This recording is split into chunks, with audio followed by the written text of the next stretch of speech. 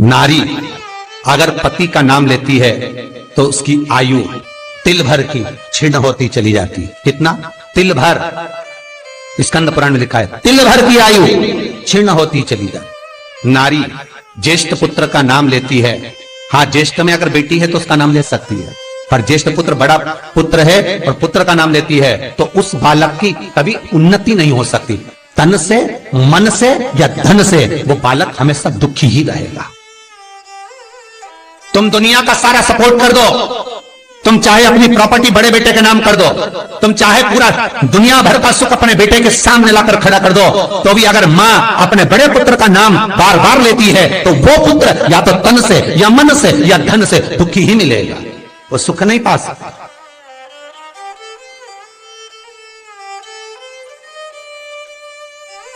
और जिन जिन के घर में बड़ा पुत्र हो और बड़े पुत्र का नाम आप माताएं लेती हो तो उसकी दशा जरूर देख लेना एक बार। हो कथा गलत नहीं कह सकती, स्कंद पुराण कभी गलत नहीं जा सकती।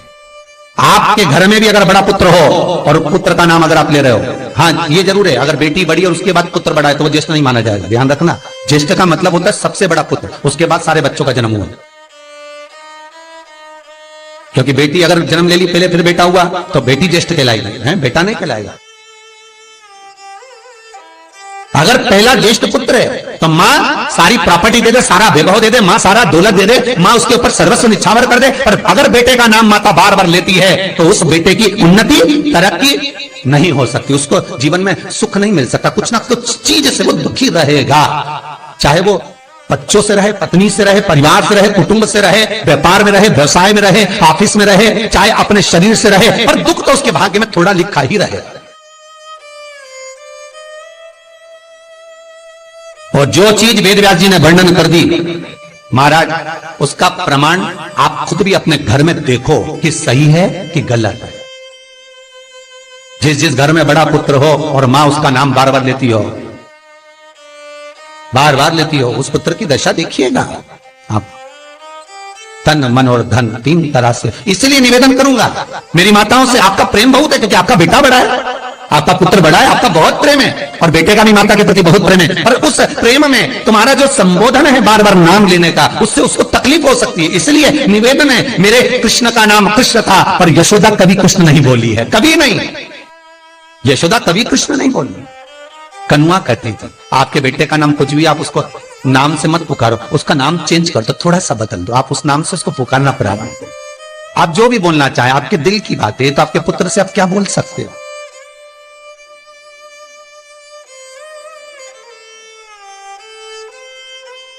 मेरी कौशल्या मैया राम को केवल राम ही कहती थी।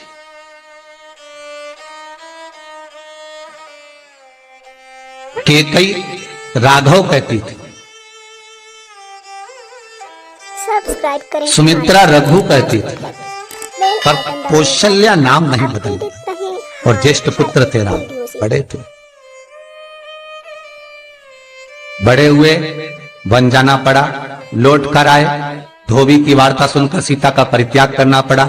समय आया लक्ष्मण का त्याग करना पड़ा, और समय आया तो ये शरीर को ही सरयू में छोड़ना पड़ा। कहां से? ताकि आप अपडेटेड रहें। स्कंद पुराण कहती है पति का नाम अगर नारी ले रही है तो तिल तिल भर उसकी उम्र घट रही है। पर ना जाने माताओं का ऐसा क्या है कि वो आज का फैशन हो गया, ए राघव इधर आ, राघव गया। सब्सक्राइब करें हमारा चैनल। नाम लेने में तिल भर की आयु घट गई। आइकन दबाएं ताकि आप अपडेटेड रहें। ज्येष्ठ पुत्र का नाम लेने में उसकी समृद्धि, उसका जो वैभव है, उसका जो सुख है वो घट रहा है।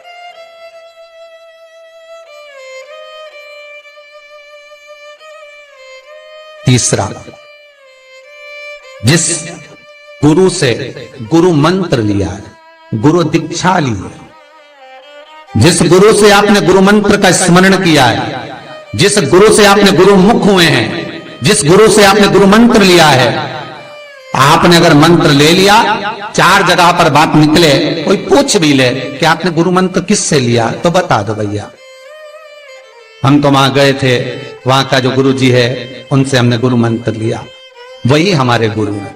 नाम का स्मरण ना करते हुए उसकी पहचान बताने का प्रयास करो, वो ऐसे वो वैसे वो वहां रहते, उसका स्मरण। गुरु का नाम लेने से क्या जाता है महाराज?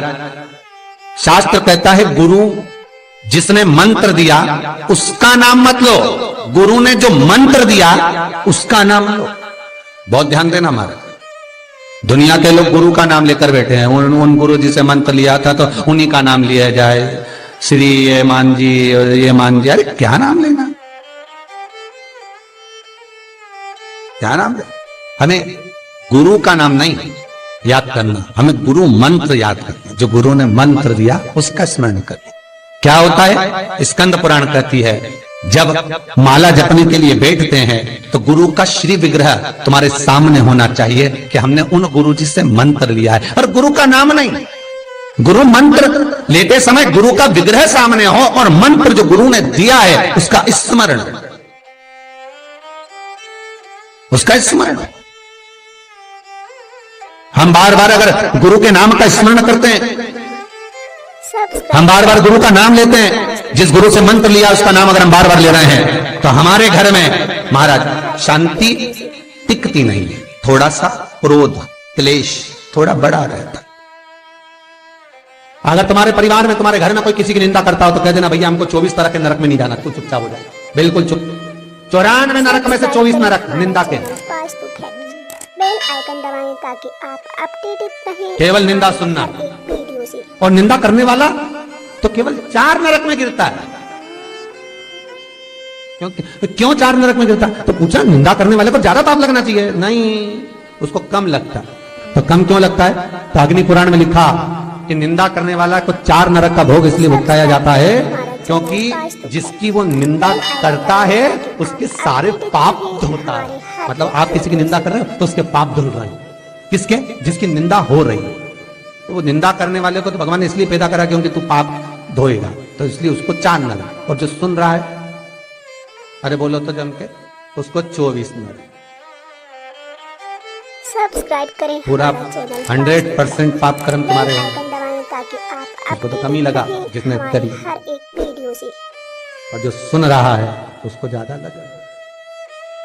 निवेदन करूंगा जिसकी किडनी गड़बड़ हो गई हो, जिसका लीवर गड़बड़ हो गया हो, जिसको डायलिसिस चल रहा हो और छूट नहीं रहा हो, बैकुंठ चतुर्दशी के दिन सब्सक्राइब करें हमारा चैनल। नदी के घाट पर, नदी तालाब सरोवर कुआं बावड़ी जो हो उसके तट पर 14 दीप लगाकर, पीपल के पत्ते पर शहद डालकर और उसमें एक काली मिर्ची शंकर जी का नाम डालकर बोलकर उसमें चढ़ा दें। उसी पत्ते की काली मिर्ची थोड़ा सा शहद घाट पर डाल दें और उस पत्ते को घर पर लेकर आ जाए।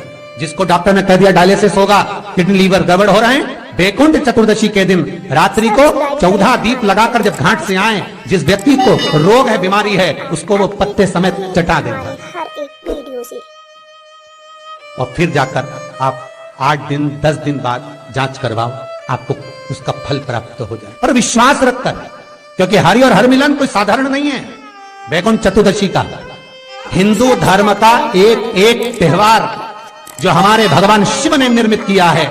शंकर ने जिन वारों को बनाया, त्योहारों को बनाया, तिथियों को बनाया, घड़ी और पल बनाए, शिव महापुराण में सब लिखा है कि एक एक पल, एक एक घड़ी, एक एक तीर्थ का एक एक स्मरण जो करा गया है हमारे यहाँ त्योहारों का, तिथियों का, वारों का, नक्षत्रों का, ये शंकर ने करा। ये कोई सहज नहीं बना।